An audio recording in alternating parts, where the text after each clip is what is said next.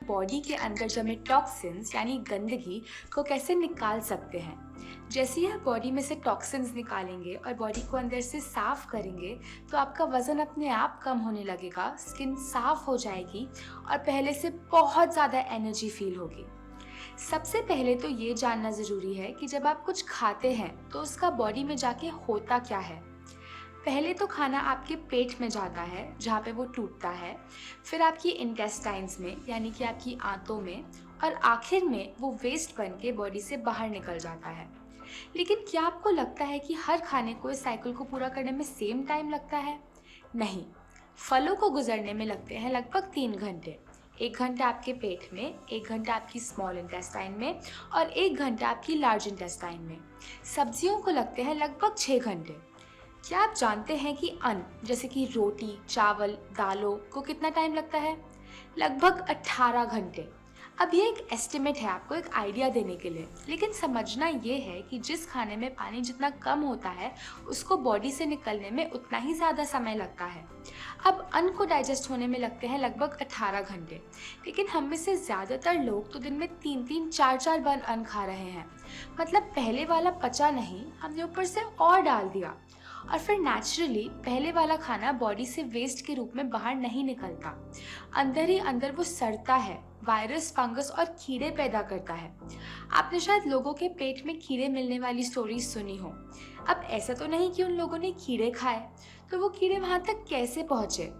Actually वो अंदर सड़ रहे ना पचे हुए खाने से पैदा होते हैं। आपने सुना होगा you are what you eat. ठीक है, पर सच्चाई तो ये है you are what you ate. जो बर्गर हमने 1 साल पहले खाया था, क्या पता वो अभी भी अंदर पड़ा सड़ रहा हो। चीज़ें जैसे ब्रेड, चीज़, नमकीन, स्नैक्स, बिस्किट, चाय, कॉफ़ी या फिर वो हर चीज़ जो हमें मदर नेचर से, माँ प्रकृति से सीधा सीधा नहीं मिलती, उसे पचाना और बाहर निकालना बॉडी के लिए बहुत मुश्किल होता है। वो हमारी इंटेस्टाइन्स की दीवारों पे चिपक जाता है और एक मोटी लेयर बना लेता है। अंदर से हमारी इंटेस्टाइन कुछ ऐसी दिखती है। उस पे हजारों छोटे छोटे उंगलियों जैसे उभार होते हैं जिसे हम विलाई कहते हैं। इंटेस्टाइन पर जो भी लगा होता है, ये विलाई उसको अपने अंदर सोख लेते हैं और ब्लड में भेज देते हैं और ब्लड के जरिए वो बॉडी के हर अंग में पहुंच जाता है। अब अगर इंटेस्टाइन की दीवार पे गंदगी जमी होगी तो जाहिर सी बात है कि विलाई गंदगी को ही सोखेंगे। फिर ये गंदगी बॉडी के अलग अलग अंगों में पहुंचकर उनके काम को डिस्टर्ब करती है और उसे हम कह देते हैं बीमारी। अगर ये गंदगी हमारी स्किन में जम जाती है तो हम उसे कह देते हैं एक्ने, एक्जिमा, सोराइसिस। अगर ये स्टोन बन के किडनी या गॉल ब्लैडर में जम जाती है तो हम इसे कहते हैं पथरी। ऐसे ही मोटापा, अगर आपको वजन कम करना है तो अंदर से गंदगी को निकालना होगा। अगर ये गंदगी ब्लड को भारी कर देती है और हार्ट को ब्लड को पंप करने के लिए ज़्यादा प्रेशर लगाना पड़ता है तो हम इसे कहते हैं हाई ब्लड प्रेशर। अगर ये ओवरीज में गांठ या सिस्ट बन के जम जाती है तो हम इसे कहते हैं पीसीओडी, मेंस्ट्रुअल डिसऑर्डर्स। अगर ये इंटेस्टाइन्स में जम जाती है तो हम इसे कह देते हैं कब्ज, और कब्ज सभी बीमारियों की जड़ है। अगर ये हमारे एयरवेज में जम जाती है तो हम इसे कहते हैं एस्थमा। अगर हमारी आर्टरी में जम जाती है तो हम इसे कह देते हैं कोलेस्ट्रॉल। आज ये शायद एक छोटी सी बीमारी बन के बैठी हो, लेकिन अगर हमने इसको साफ नहीं किया तो कल को ये बहुत डेंजरस बीमारी बन के बाहर आ सकती है, जैसे ट्यूमर या फिर कैंसर सेल। तो जब आप इस गंदगी को बाहर निकालेंगे तो सारी बीमारियां अपने आप ठीक हो जाएंगी, क्योंकि जो बॉडी अंदर से साफ है उसमें कोई बीमारी हो ही नहीं सकती। हमारी ये ह्यूमन बॉडी माँ प्रकृति की एक बहुत कीमती गिफ्ट है। थोड़े दिनों बाद हम इसे माँ प्रकृति को वापस लौटा देंगे।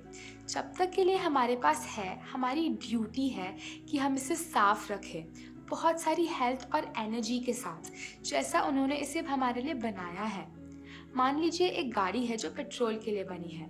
अगर आप उसके टैंक में पेट्रोल की जगह डीजल डाल देते हैं तो क्या वो चलेगी? नहीं।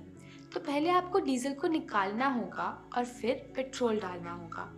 ऐसे ही आपकी बॉडी के साथ है।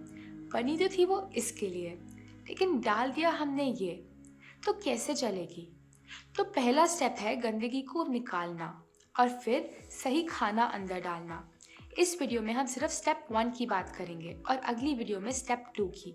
तो प्लीज़ आप इस वीडियो को एंड तक देखें, क्योंकि मैं आपको बताने वाली हूँ कि आपको कल से एग्जैक्टली क्या करना है। पहली चीज़ जो आपको शुरू करनी है वो है 16 घंटे उपवास। अब आप उपवास का नाम सुन के डर मत जाना। मेरा आपसे प्रॉमिस है कि ये मुश्किल नहीं होगा। देखिए, जो शक्ति आपके अंदर से गंदगी, टॉक्सिन को निकालेगी, बीमारी ठीक करेगी, वजन को कम करेगी, वो शक्ति आपकी बॉडी के अंदर ही बैठी है, ना कि किसी दवाई या बॉटल या इंजेक्शन में। जो डॉक्टर आपको ठीक करेगा वो आपके अंदर ही बैठा है। और उपवास करने से आप उसको अपना काम करने का मौका देते हैं।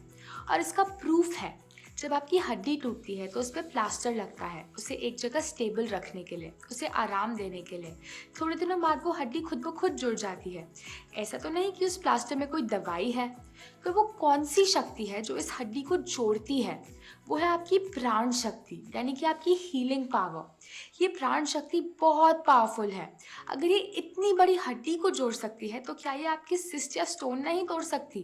क्या ये अंदर जमी गंदगी नहीं निकाल सकती? क्या ये diabetes, high blood pressure, obesity या अर्थराइटिस नहीं ठीक कर सकती? ज़रूर कर सकती है, क्योंकि प्राण शक्ति को नहीं पता बीमारी का क्या नाम है। ये नाम तो हमने दिए हैं। जब प्राण शक्ति अपना इलाज करना शुरू करती है तो सब कुछ ठीक कर देती है, चाहे बीमारी कहीं भी हो और कितनी भी पुरानी क्यों ना हो। अब आइए प्राण शक्ति का काम करने का तरीका जानते हैं। प्राण शक्ति एक बार में एक ही काम ढंग से कर सकती है। खाने को पचाने का काम यानी डाइजेशन का काम, या फिर इलाज यानी हीलिंग का काम। हम प्राण शक्ति को हीलिंग करने का मौका ही नहीं देते। हम उसे हमेशा डिस्टर्ब करते रहते हैं। पता है कैसे? हमेशा खाते रहने से। जैसे ही हम कुछ खाते हैं, प्राण शक्ति हीलिंग का काम रोक देती है और डाइजेशन का काम शुरू कर देती है। अनफॉर्चुनेटली हम हमेशा ही खाते रहते हैं।